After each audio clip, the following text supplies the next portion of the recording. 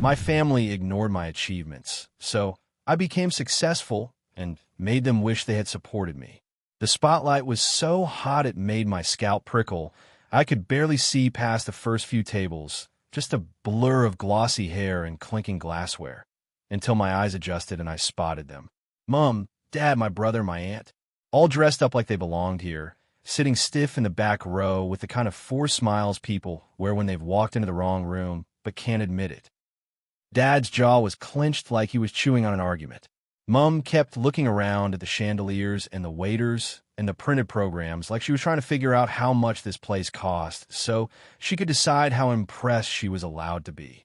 My brother, Cal, was leaning over Mom's shoulder whispering something, and Mom's face did that tight twitch it always does right before she goes into "we're proud of you" mode. My name echoed through the microphone again. Our recipient tonight, and I felt my hands steady on the podium in a way they never were at home. Not because I wasn't terrified, because for the first time in my life, the room wasn't waiting for my family's permission to clap for me. I swallowed, tasted the dryness of nerves, and smiled at the crowd like I'd practiced in the mirror 100 times.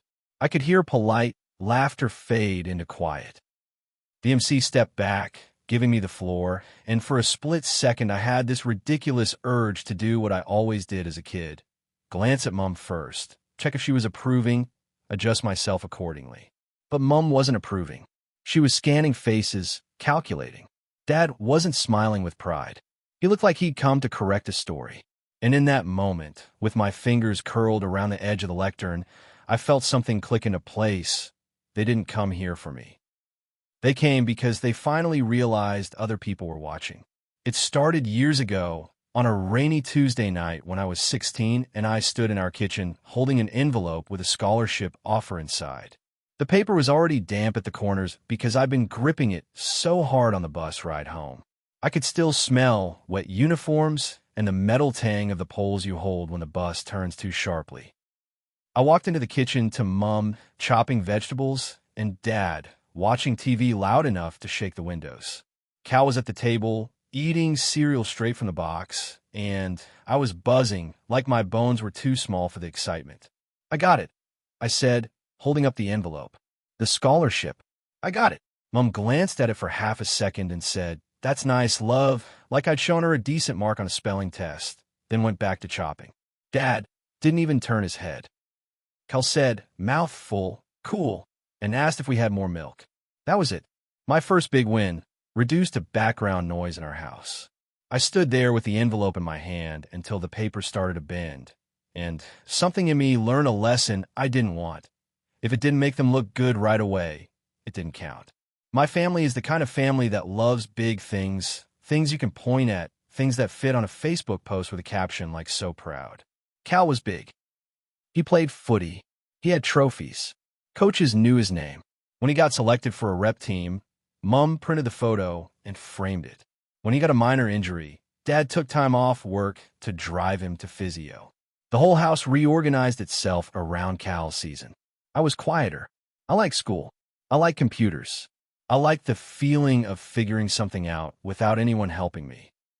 I won academic awards, got invited to competitions, got told by teachers I should apply for selective programs and scholarships. But none of those things came with a crowd cheering. None of those things let my parents brag at the pub. So my achievements lived in my bedroom, pinned to my corkboard like secret notes. Even when I tried to include them, it never landed the way I hoped. I'd come home with a certificate and Mom would say, "That's lovely," and ask Cal if he'd done his laundry. Dad would nod without looking up from the TV. If I mentioned university aspirations, Dad would say, "Just make sure you pick something that makes money," and Mom would say, "Don't get too big for your boots." It wasn't cruel in the obvious way. It was worse, casual dismissal. Like my effort was a hobby they tolerated. The first time I realized it wasn't just neglect, but a pattern was my year 12 awards night. The school hall smelled like old carpet and hairspray. Kids were in suits that didn't fit quite right, parents in the front row with phones ready. I'd been told I was receiving a major award. I asked Mom and Dad to come early. Mom said she'd try. Dad said he had work. Cal said he had training. I sat alone in the third row while my name got called, walked up to the stage with the principal shaking my hand, cameras flashing. and when I looked out the crowd, my family wasn't there.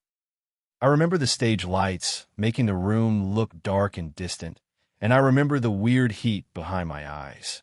Not tears exactly, more like my face wanted to collapse. My teacher hugged me afterward and said, "They must be so proud," and I smiled because I didn't know how to say, "They don't even know what I won." Later that night, Mom walked in my room holding a takeaway bag and said, "We got burgers," like it was an apology. Dad called from the lounge, "Good job, mate." Kel didn't say anything, and I ate my burger in silence, chewing slowly, feeling this hollow in my chest I didn't have words for yet. The thing about being ignored is it makes you question whether what you're doing matters. Not in a motivational poster way, in a practical way. Like you start wondering if the effort is stupid, if you're wasting time, if you're chasing something imaginary. There were nights I sat at my desk staring at code, or a textbook, or an assignment, and I could hear my family laughing in the living room, and I'd feel this ache in my ribs like I was watching life through a window. I wanted so badly to be invited into their version of pride.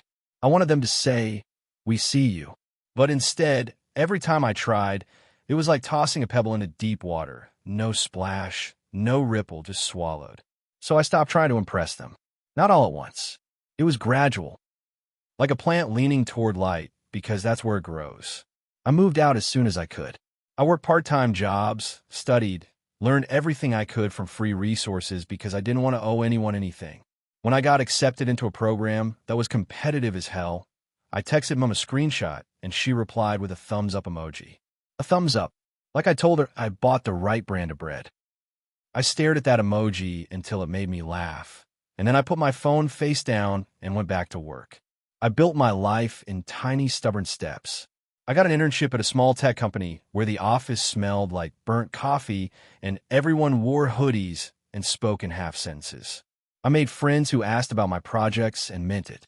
I had mentors who didn't treat my ambition like an inconvenience.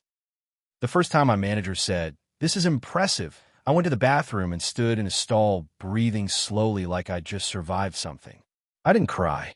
I just felt weirdly exposed, like I'd been starving so long I forgot what food felt like. Then I started building something of my own. Not because I had some heroic dream, because I was tired of being the guy who did all the work and watched someone else get credit.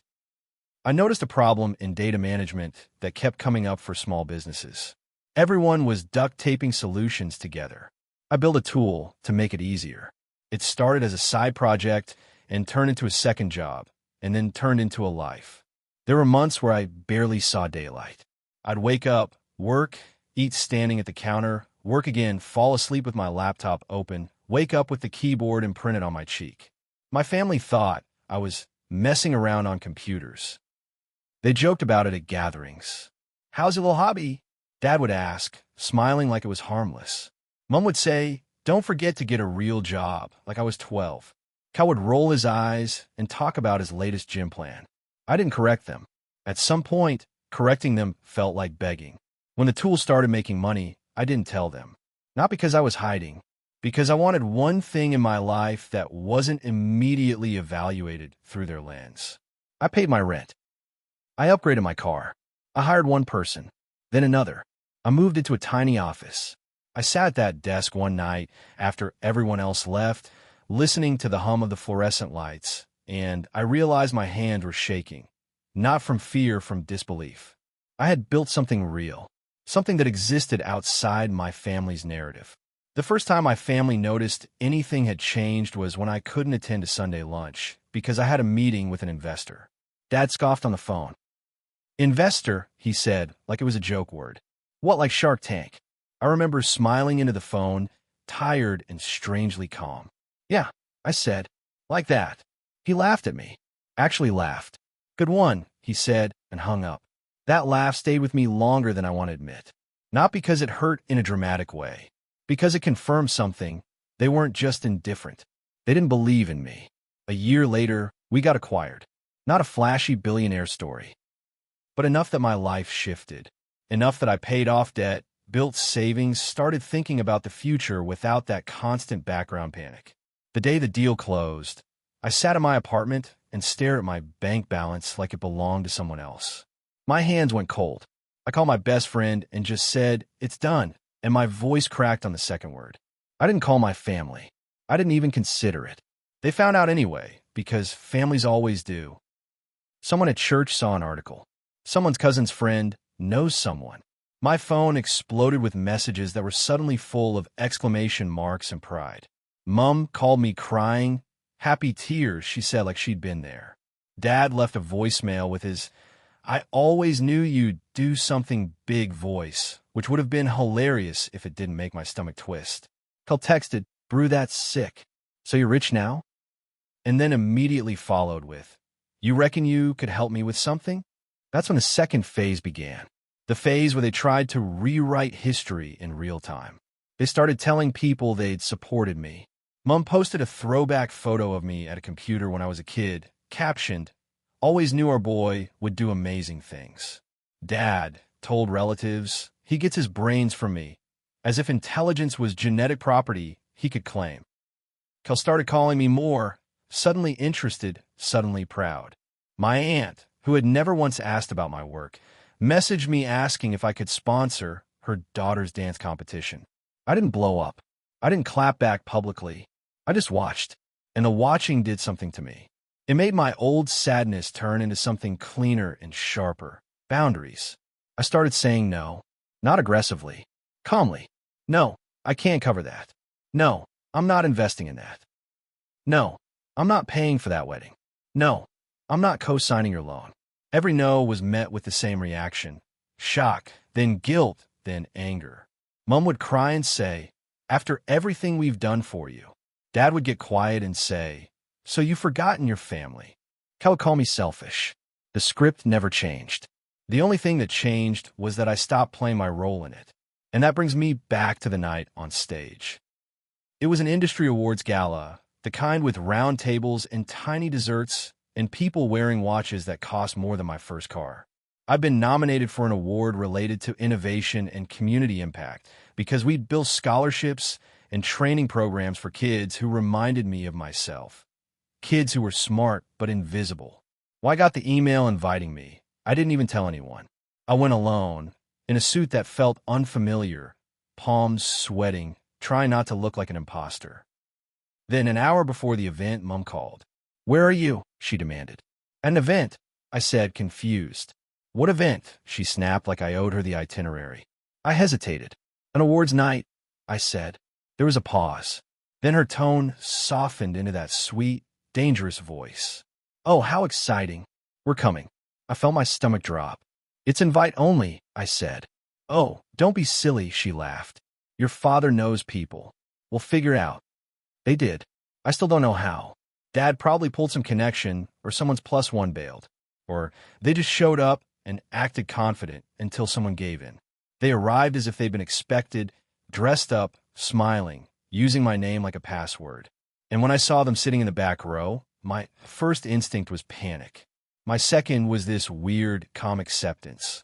Of course they came when it was glamorous. When I stepped up to the podium and the MC said my name, the room clapped before I even spoke. Real clapping. Not polite, good for you clapping. The kind of applause that rolls. The kind that makes your throat tighten unexpectedly. I saw Mom straighten, saw Dad square his shoulders, saw Cal's eyes widen as he took in the room. They looked around like they were trying to locate where they fit in this story now. I started my speech with the usual thanks. Team, mentors, the people who took a chance on us. My voice shook once, and I steadied it by pressing my fingertips into the edge of the podium. Then I told a small story about being a kid who felt invisible. Not the dramatic version. The real version, sitting at a kitchen table with an award in my hand and no one looking up. Working on something late at night, because it was the only place I felt competent. Building confidence in silence. I saw Mom's face change as she realized where I was going. She lifted her chin, smile pasted on, a warning in her eyes. Don't. I didn't say my parents ignored me. I didn't name them. I didn't embarrass them directly. I did something that felt more honest. I talked about what it feels like when support is conditional. When achievement only counts if it's convenient.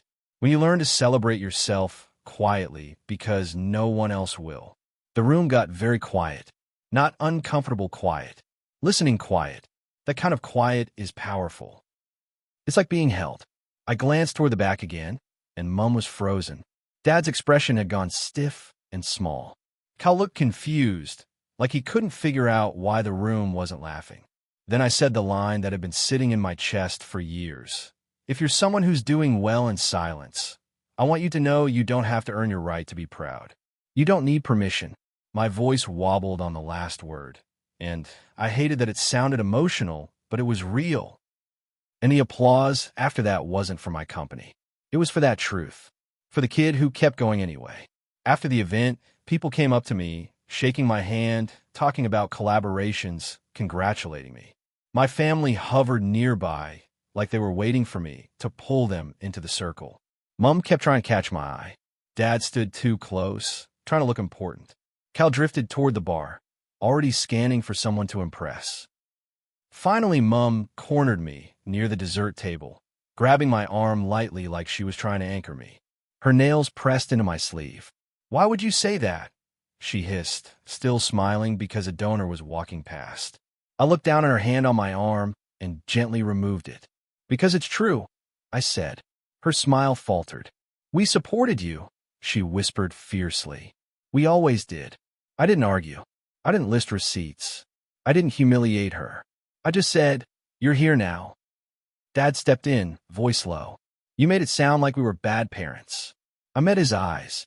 "I made it sound like I did it without you," I said. "Because I did." Cal wandered over, slightly tipsy, grinning like he could smooth it over.